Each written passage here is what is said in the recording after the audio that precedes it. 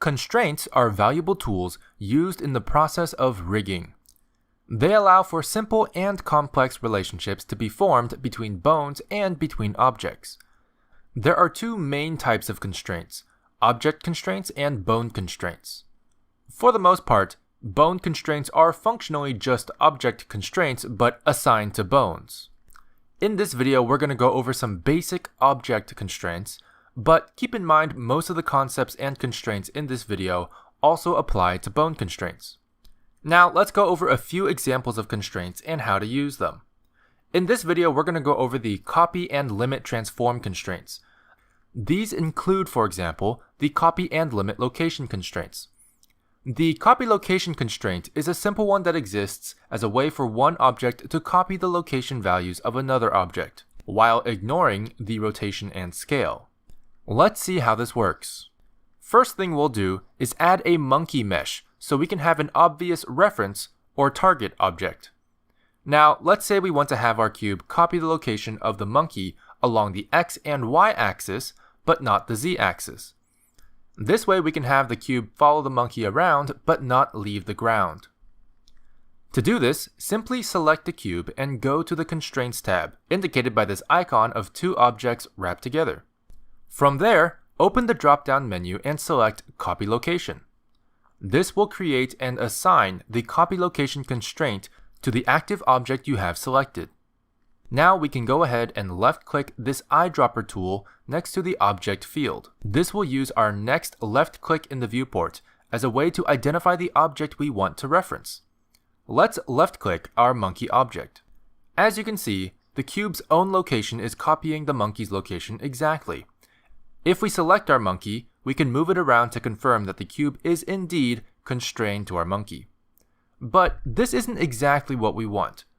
We want the cube to not leave the ground, but still follow the monkey along the x and y axes. To do this, we can select our cube again and go into the copy location constraint settings. Here we can see that there are settings for how to interpret each axis of location data for the target object. Let's go ahead and uncheck the z-axis, as we know we want the cube to ignore the monkey's z-axis location. And there we go! If we move the monkey around now, we can see the cube follows the monkey while remaining on the grid floor.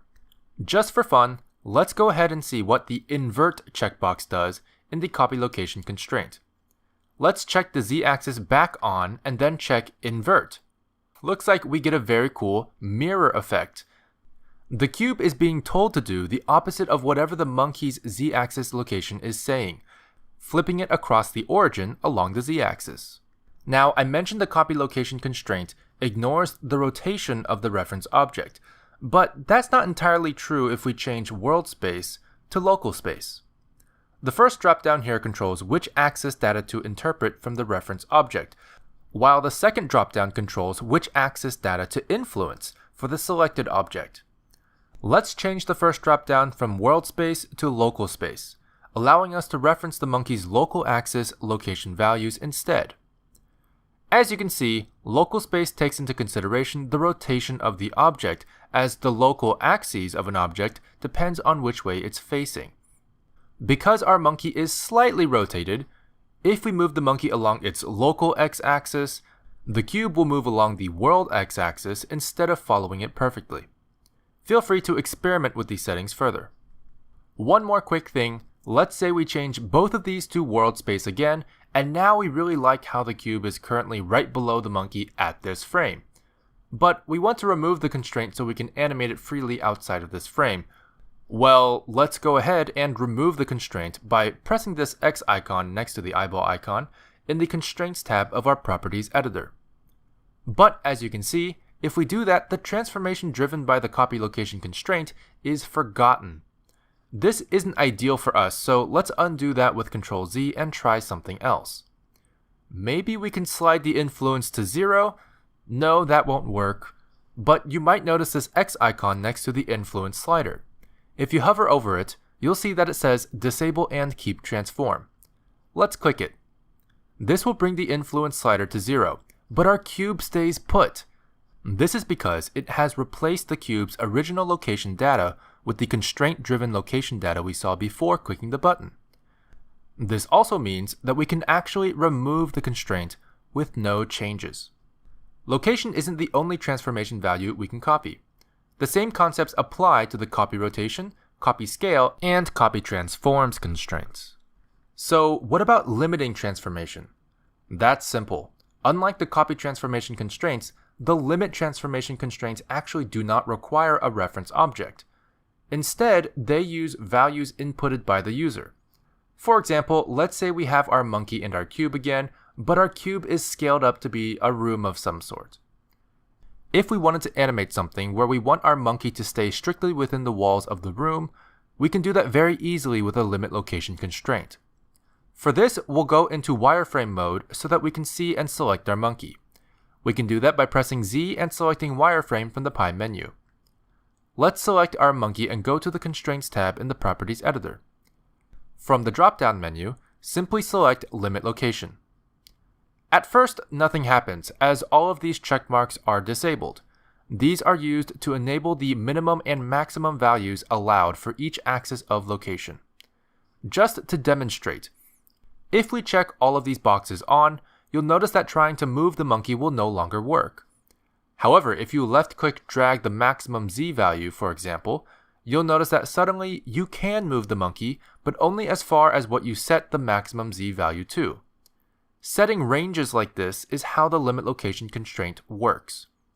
To achieve our goal of constraining the monkey to stay within the walls of the cube, we can do trial and error, but there is a way that I find is the quickest. I'll go ahead and demonstrate on the Z-axis. First thing we'll do is simply uncheck the box for the axis limit you want to set. In this case, we'll start with the Z maximum. By unchecking this, we can move the monkey along the Z-axis as far as we want. So we'll place the monkey where we approximately want the limit to be. Once placed, check the box again. This will snap the monkey back to its limit, but you'll then be able to left-click drag the maximum Z value until the monkey moves back into the position you brought it to before. Once the monkey stops moving, you'll know that you increased the value too much, so adjust a bit and you should be able to match your maximum Z value to where you want the monkey to be. Luckily, since our cube is the same size all around, we can just copy this value for all of the maximum values and add a negative sign in front of all the minimum values. But just keep in mind to adjust these values to your own scene how you see fit. And there we go! As you can see, as we move our monkey, the walls of the cube appear to be stopping the monkey's movements in all axis directions. But you might notice something a bit weird. If we move the monkey significantly past where it's allowed to go based on the limit location constraint, and then we try to move it the other way, it'll seem like the monkey takes a while to respond to our actions. This is because the monkey is actually still calculating its true location, the location where it's supposed to be if the constraint was not active. In fact, we can see this visually if we open up the right-hand side quick menu and go to Item. This will display our selected object's location data. And as we can see, as we move the monkey past the limit of the constraint, its true location value continues to change. And in order for it to visibly start moving again in the opposite direction, the value of its location data must fall within the range of the limit location constraint. To prevent this invisible transformation, simply check this box for transform. Now, as you can see, even if you try to move the monkey significantly past the limit, it responds to moving in the opposite direction immediately. We can further confirm this by again checking the object's location data. As you can see, the true location now matches the limit of the constraint. Now let's quickly talk about the difference between working with constraints for bones and objects. Bone constraints work very similarly to the object constraints I've just shown you. In fact, they work exactly the same. But there are some important things I should inform you about working with bones and constraints. First and foremost, you can set bones as the target object for object constraints. How do you do this? Well, let's go ahead and add an armature object into our scene. These, as you remember, are formed from bones, and we can add more bones by going into edit mode. I'm going to select the main bone in edit mode, right-click and select subdivide. This will give us 2 bones. Now it's recommended to get into a good habit of naming your bones clearly. So let's go ahead and do that by selecting each bone and going into the green bone icon tab, which are the bone properties, in the Properties editor. At the top here, we can left click to rename our bone to whatever we want. I'm going to call the top bone Top and the bottom bone Bottom. Let's say what we want is for our monkey object to copy the rotation of this top bone here. If we do a copy rotation constraint and set the target to the top bone, you can see that it doesn't actually register the top bone, but rather sets the target as the armature object. That's because our bone is not an object, but rather exists within the armature object, similar to how vertices and faces are not objects, but exist within mesh objects.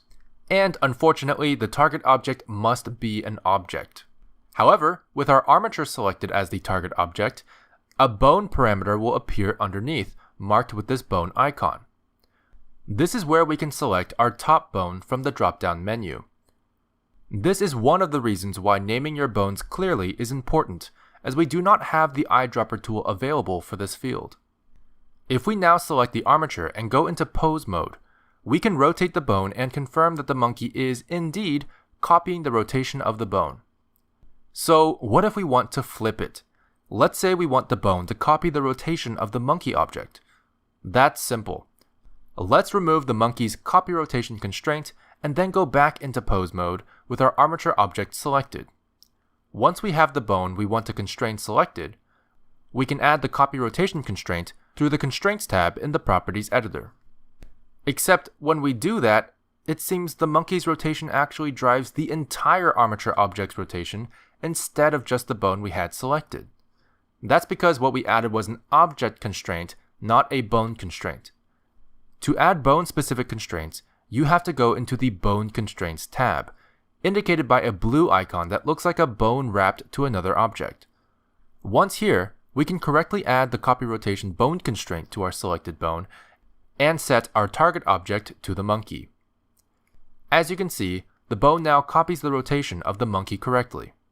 There are a few more transform constraints, such as the maintain volume constraint and the limit distance constraint, that I recommend experimenting with on your own, but we'll also go over these in a different video.